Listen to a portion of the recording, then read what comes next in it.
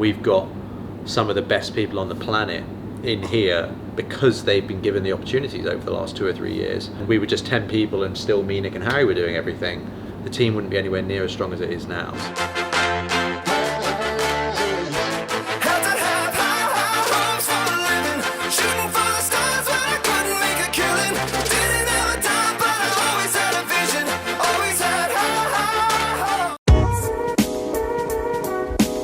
Hello.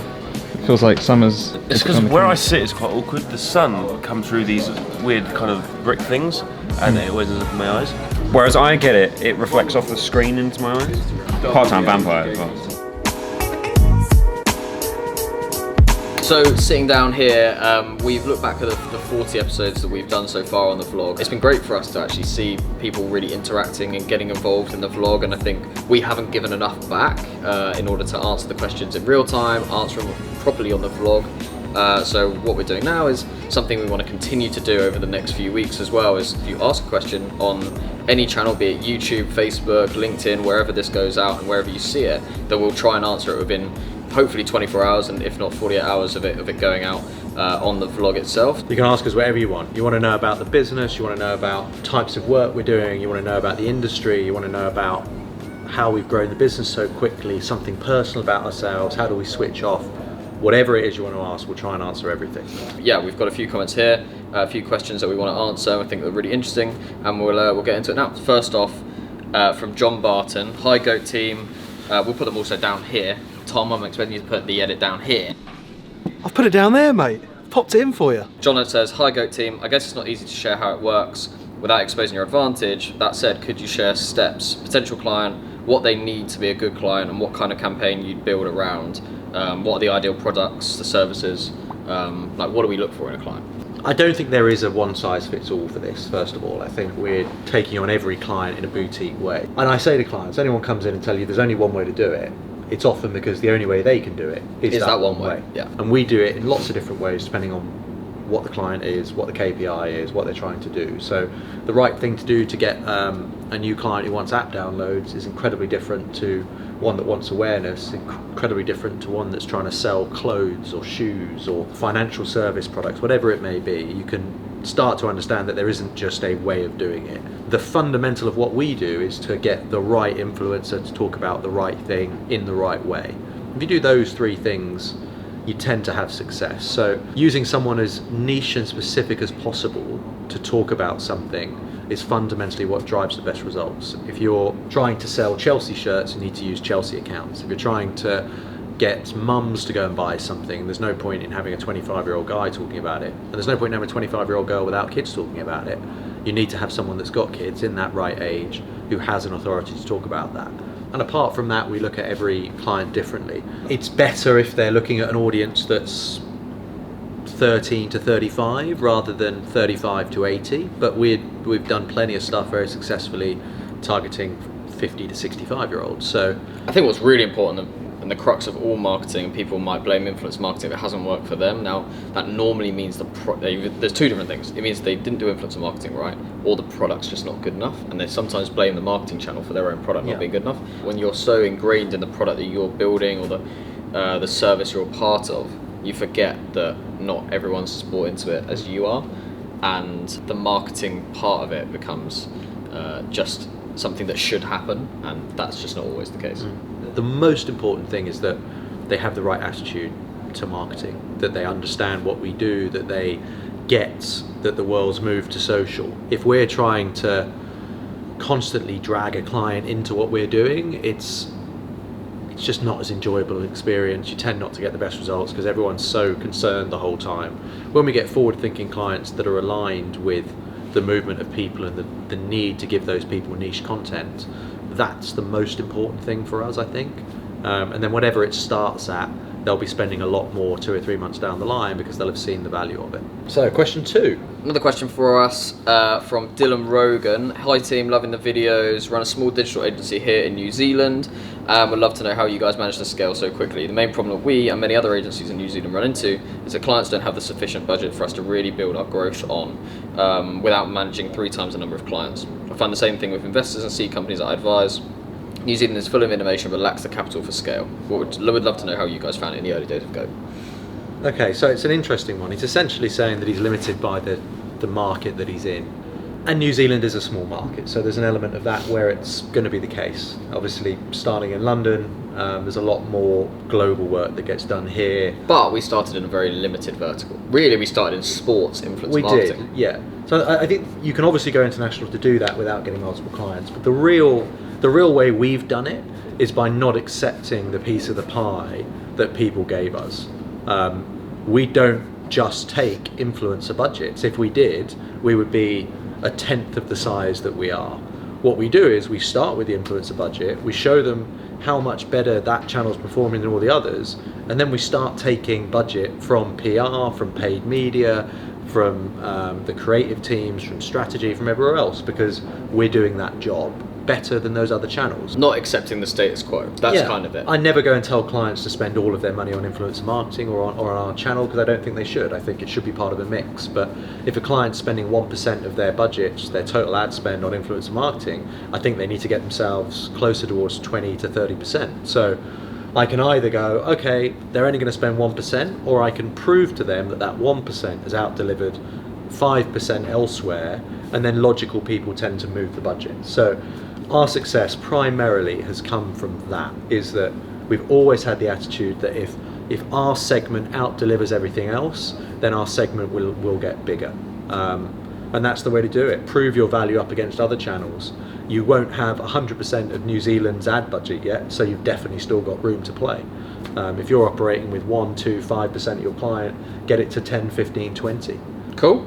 And also, people, right? You can't, the reason we've been able to grow so quickly in addition to that is that we have trusted people, and we find the smartest people we can find, and then we give them an opportunity to actually prove themselves. And 9 times out of 10, you end up with people that are far more competent than you would necessarily think at the beginning. And if people want to do it and they're smart enough, that's usually enough. So the biggest reason people stay the same size they are and don't continue to grow is they just can't let go of it themselves personally. They can't not go and do that meeting themselves, not write that email themselves, not deal with that client themselves. And that is what stops you.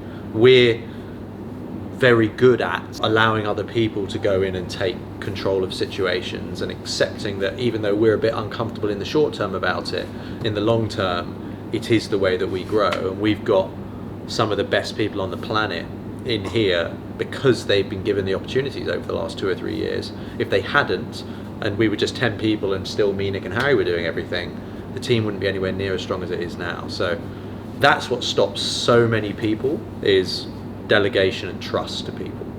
Stephen Thompson asks, or says, it would be great to see, given the low average age of your workforce, ground level contribution and influence, the kind of what it's like and what does it mean to be a Goat employee. I think the key thing on that is, yeah, that's true. The key thing on that is it's always been really, really key for us to, and it comes back to what you just said about empowering people below us.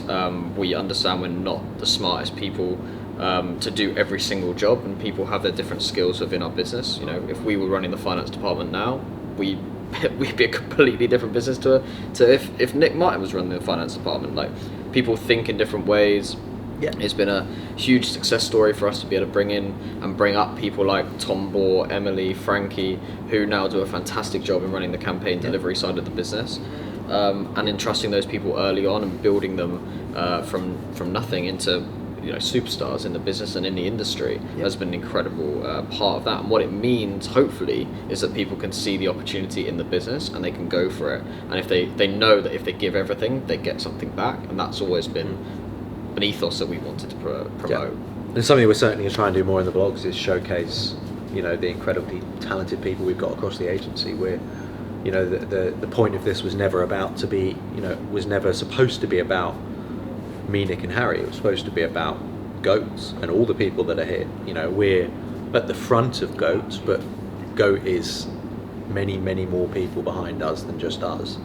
Obviously, there's only a couple of questions that we've been able to answer today, but there's been plenty more, and we will try as much as we possibly can in order to answer people's questions as they come in on the vlog, across Facebook, YouTube, LinkedIn, so please do leave comments below, ask us anything. As Aaron said a minute ago, we're interested in talking about personal stuff, whether it be about the team or about us, how we grew the business, what influencer marketing is going to be doing in 2019, what it's going to be doing in 2020. Whatever you want to know, leave a comment, and yeah, we'll go back to it on the vlog, and we'll try and make this more of a staple section on the ongoing videos that we're going to be doing. Hello world, still getting a little used to filming myself walking down the street. Really busy day today.